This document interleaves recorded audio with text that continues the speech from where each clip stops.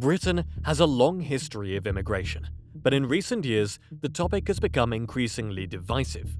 Has immigration truly destroyed the fabric of British society, or is there a more positive story to tell? Let's explore the facts and see if we can find some common ground. For some context, net migration into the UK reached a staggering 685,000 people in 2023, according to the Office of National Statistics. That's over 1.2 million people migrating in, compared to just 532,000 emigrating out. Immigration has quite literally reshaped the fabric of British society over the past couple decades. The influx traces back to 2003, when the EU opened up free movement to 10 new countries like Poland and Hungary. It kicked off a new era of mass migration from Eastern Europe that critics argue has fundamentally altered the British economy and social landscape in both positive and negative ways. Those in favour say immigration has powered growth and injected vital labour to keep Britain competitive. Detractors claim it has strained public services, depressed wages, and challenged traditional British identity and cohesion. With such clashing views, it's crucial we look at the full factual picture. On the economic front, the data paints a very different picture from the doomsday scenarios pushed by some politicians and media outlets. Numerous studies and government statistics show immigration has been a major engine of prosperity and growth for Britain's economy over recent decades. Let's start with some stark numbers. According to HMRC, in just the 2018 to 2019 fiscal year, immigrants from European Economic Area countries paid £22.4 billion more in taxes and national insurance than they received in benefits and tax credits. Non-EEA immigrants contributed a further £20 billion more than they took out. That's a net fiscal contribution of £42.4 billion to the UK's public finances in just a single year from immigrants. An enormous economic boost that challenges the narrative of immigrants being a burden. In fact, multiple analyses have found that immigration has helped fund public services and amenities that benefit everyone in Britain. The economic impact goes far beyond just tax revenues too. Immigrant workers have been absolutely vital for sustaining and growing major British industries and economic drivers. Take e-commerce and logistics for example. The revolution in cheap, convenient home delivery has been made possible by labour forces comprised significantly of immigrant workers. According to insiders, major logistics and warehouse operations have become heavily reliant on recent immigrants from Eastern Europe who are willing to take on demanding jobs that have challenges retaining domestic workers. It has created new business models centered around this labor supply. While critics protest the labor conditions and low pay involved, it's important to recognize the essential role immigration has played in keeping costs down and efficiencies up for consumers across Britain who benefit from e-commerce. The same principle applies to other sectors like agriculture, hospitality, and construction that depend heavily on immigrant workforces. Moreover, analysis from groups like the Higher Education Policy Institute found that in 2021-22, international students contributed a staggering £41.9 billion to the UK economy through tuition fees, living costs, and spending. Even after factoring in £4.4 billion in public service costs for these students, it represents over £37 billion in economic gains. The entrepreneurial spirit of immigrants has been another major boon. Countless businesses across industries were founded by immigrants bringing new ideas, cultures, and economic energy. Their innovation and job creation has enhanced Britain's economic competitiveness. While the anti-immigration view focuses on perceived negatives like wage suppression for low-skilled natives, multiple studies have shown immigration's overall positive fiscal and economic impact for Britain when all factors are accounted for. The Bank of England going so far as to warn about damaging effects if immigration levels dropped too low. Does this mean there are no economic costs or challenges at all from immigration? Of course not. But the data is clear. When done right, immigration functions as an accelerator for the British economy, not an anchor weighing it down. One of the biggest protest cries from immigration critics is that the influx of new arrivals has overwhelmed and crippled Britain's vital public services, like the National Health Service, the education system, housing, and more. Let's dive into what the latest facts and figures actually show.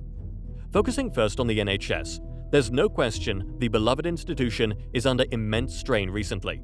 Lengthy wait times, staffing shortages, and a general lack of capacity have sparked widespread public outcry. But interestingly, the data reveals that far from burdening the NHS, immigrants are actually critical to propping it up and keeping it functioning at all. According to the BBC, a staggering 20% of all staff working in UK hospitals and community health services were born outside the British Isles. That translates to over 290,000 internationally recruited doctors, nurses, support staffers, and more.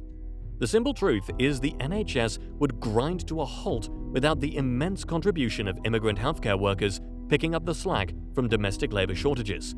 Both professional skilled roles and auxiliary positions rely heavily on foreign-born staff holding the whole operation together. In the education arena, the economic figures discussed earlier highlight how international students are an enormously positive force. British universities would be starved of funds without this immigrant student income. Additionally, multiple studies have shown the benefits to British students of being educated in a diverse, multicultural classroom environment alongside immigrant pupils. The real pressure point seems to be housing and related infrastructure in some communities that have experienced intensive immigrant population growth over a short period of time. Rates of overcrowding and demand for local services can easily outpace supply if not properly planned and invested in. However, research indicates that these are not unsolvable challenges caused by immigration alone. A chronic underfunding of new home construction, lack of affordable housing policies, underinvestment in schools and hospitals in immigrant areas, and changing demographics towards lower birth rates have created widespread housing pressures impacting everyone. By specifically targeting investment towards areas absorbing higher immigration, most experts believe concerns around overwhelmed public services could be mitigated without needing to shut off immigration entirely. There needs to be an honest focus on smart policymaking and funding models. Instead of reflexively scapegoating immigrants, the pragmatic solution is getting serious about issues like training and recruiting more UK-born healthcare staff, building more homes and classrooms where needed, and properly funding integration resources in rapidly changing communities. Idle hand-wringing about public services being overwhelmed as an excuse to curb immigration solves nothing. While the economic and fiscal impacts tend to dominate the immigration debate, there's no denying that large demographic shifts can create tensions around social cohesion, cultural identity, and community integration. We'd be burying our heads in the sand to ignore these very real challenges that both immigrants and existing British populations face. Britain has a storied history as a nation of immigrants, dating back to labour recruitment from Commonwealth countries after World War II, the influx from former colonies, and more recently, the wave of European arrivals after the EU expanded in 2003. Each new group has brought its own integration trials. In some communities, language barriers, economic divides, racial discrimination, lack of quality housing, and public services have created a level of social segregation. It has bred cultural misunderstandings, resentment, and at times even violence between immigrant enclaves and host populations who feel their neighborhoods are changing too rapidly. We've seen these integration problems manifest in different ways, from struggling around learning the nuances of British culture and values, to second and third generations still facing systemic socio-economic disadvantages holding them back from full participation in society. Mutual alienation and lack of social cohesion can be the toxic result. However, Britain has also witnessed countless positive examples of successful integration across its diverse immigrant communities over time. From the Caribbean, South Asian, and African diasporas established over generations, to more recent Eastern European arrivals, we've seen communities overcome initial hardships and end up deeply intertwined into the vibrant fabric of British society. The contributions are immense and impossible to disentangle from modern British culture at this point.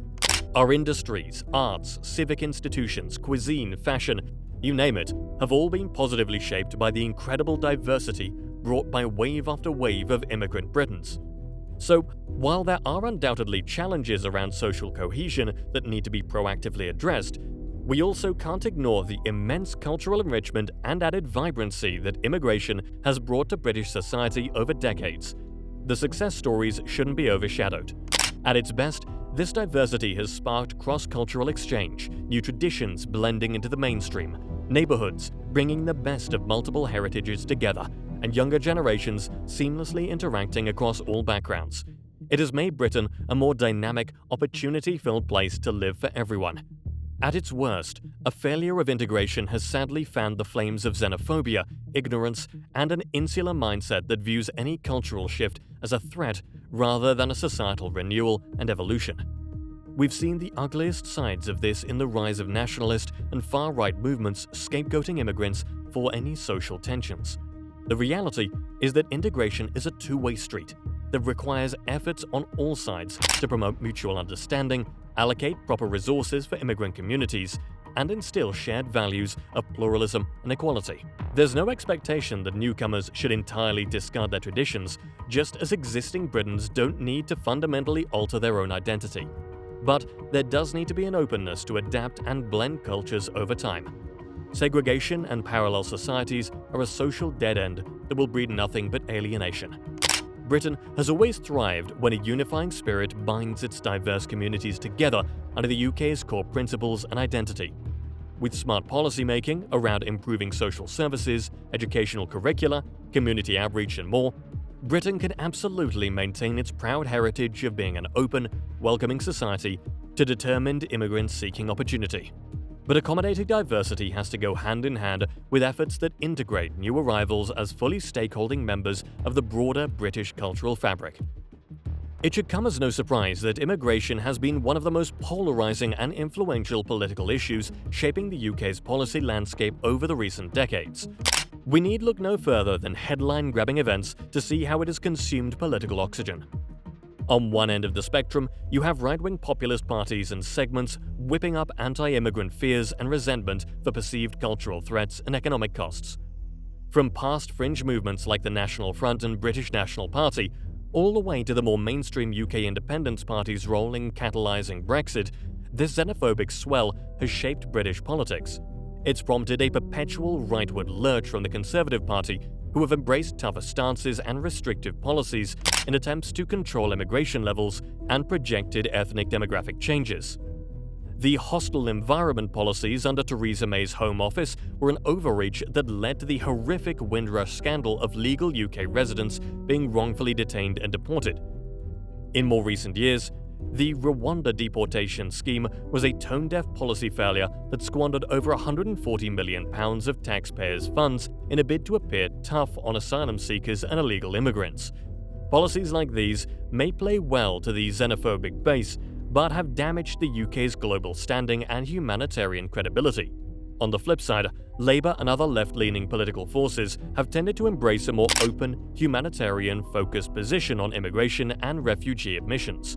They've sought to combat immigrant scapegoating and promote diversity and inclusion as societal strengths.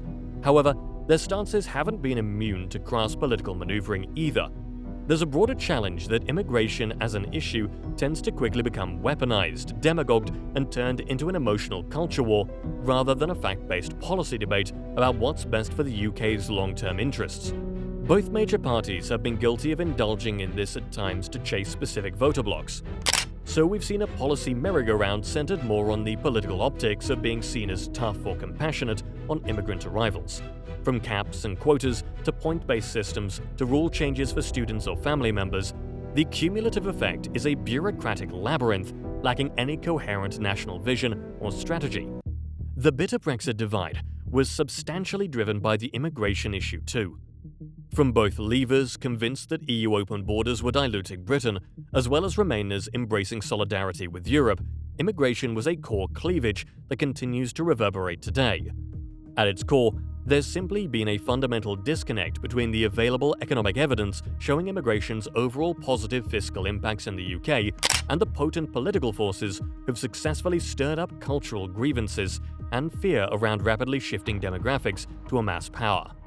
This cynical trend dulls productive discourse, scapegoats immigrants as boogeymen for complex socio-economic pressures better addressed elsewhere, and erodes what should be a unifying sense of British identity. For a country with such a celebrated history of outward global engagement, the insularity projected by our current immigration politics is both destructive and self-defeating. So, where does this sobering analysis leave Britain in charting a positive path forward on such a pivotal issue like immigration?